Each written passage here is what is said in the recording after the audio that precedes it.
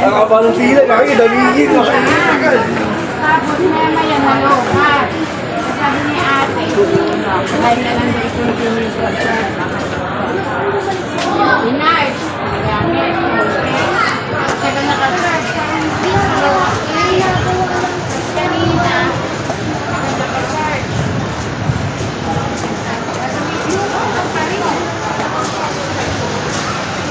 Balik mo.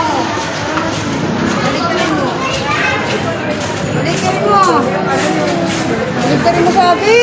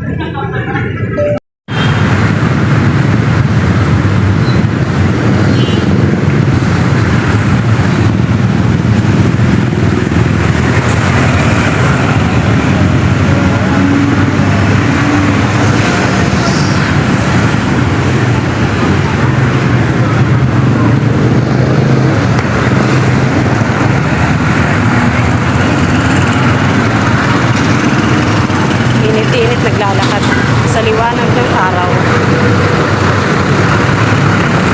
Hey guys, tamang lakad muna si Kasuki.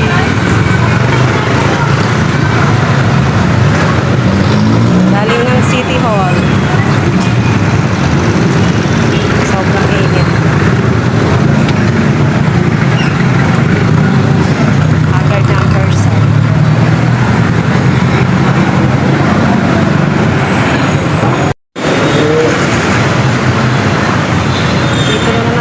Naglalakad ako sa overpass ng Pasig, malapit sa City Hall. Balik-balik sa City Hall. Dito na ako dumaan sa taas, masyado mainit dun sa baba.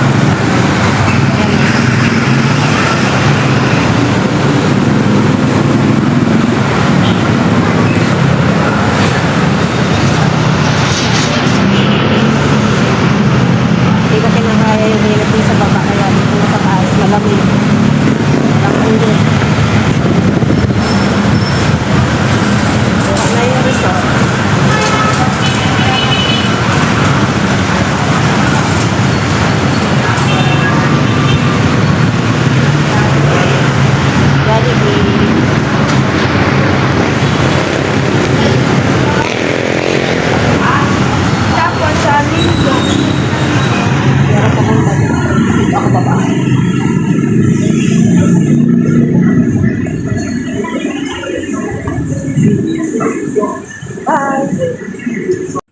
Nagpaluto nga ng champurado ang anak kong panganay. Aba, hindi ko nga alam kung nagkikrave lang ito o baka naglilihin na, charis.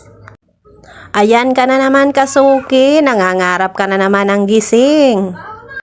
Umalis nga ako sa araw na yan, pero inantay pa talaga ako para lang magluto ng champurado. Ang sabi ko nga ay napakadali lang naman magluto ng champurado. Bakit ako pa ang inantay? Ay kung ikaw ang anak, di ba napakasarap naman talaga kung yung nanay mo ang magluluto ng champurado o wag itatanggi, aminin, Charis.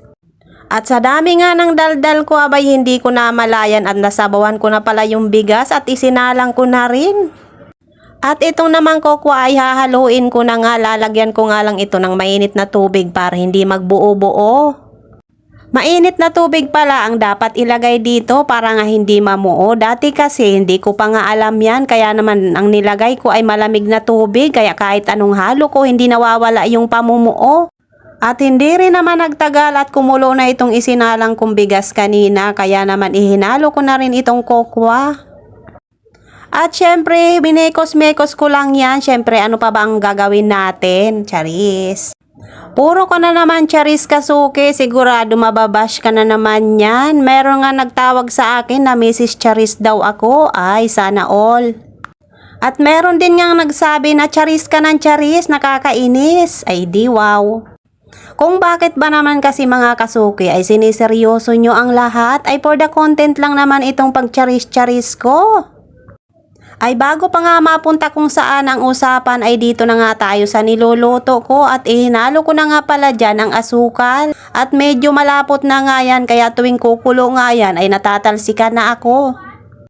Kaya naman matapos kong halu-haluin yan ay tinakpan ko na naman para nga hindi ako matalsikan uli. Siyempre iwas paso. At pagpasensyahan nyo na nga kung medyo maingay yung voice over ko, ewan ko ba naman dito sa kapitbahay ko, kung kailan nagbo-voice over na ako ay tsaka na nag-iingay. Samantalang nung hindi pa ako nagbo-voice over, napakatahimik naman ng kapaligiran. At eto na nga ang niluluto kong champurado, naluto na nga, kaya naman ayan for the sandok na si Kasuke at syempre lalagyan niya ng gatas. Wow, yummy! Sana all! Kain tayo mga Kasuke! At yung bunso ko naman matapos magsandok abay tinutok pa sa electric pan para daw madaling lumamig. Ay nako, hindi na talaga makapag-antay na lumamig. At pagdating naman ng gabi, ito naman yung ganap ko. Magluluto naman ako ng ulam namin para sa hapunan. Ito nga pala ang mga gulay na pinabili ko sa asawa ko dahil pakbit nga ang naisip kong lutuin. At habang hinihiwa ko pa nga yung mga gulay, kaya naman magpiprito nga muna ako ng isda dahil bukod nga dito sa pakbit ay nagpabili din ako ng isda para merong prito. Hindi kasi lahat ng anak ko ay kumakain ng gulay, meron talagang ayaw ng gulay. Kayo ba mga Kasuke, ganun din yung mga anak nyo? O mga anak ko lang talaga yung ganito? Charis. Aminin man natin o hindi mga Kasuke, meron talagang mga anak na mapili sa ulam. At sa parting ito ay hinihiwa-hiwa ko na nga itong mga gulay. Ito na nga lang kalabasa ang pinakita ko sa inyo kung paano ko hiwain. Hindi ko na nga pinakita yung ibang gulay. Masyado na mahaba yung ating video. At ito nga lang ihahalo ko dito sa pakbit. Kunting karne ng baboy. Kung ang asawa ko nga lang ang masusunod ay ayaw niya talaga na may halong karne ng baboy itong pakbit na lulutuin ko. Dahil ang gusto nga niya ay prito ang ihahalo. Kaya lang ayaw ko nga. Kaya siyempre ako pa rin ang nasunod. Charis. Matapos ko nga hiwain ng dapat hiwain ay hinugasan ko naman itong gulay at syempre mag-uumpisa na ako ng paggigisa. Matapos kong maglagay ng mantika sa kawali ay nilagay ko na nga yung bawang at sinunod ko na rin yung sibuyas at syempre pagkatapos ng sibuyas nilagay ko na rin yung kamatis.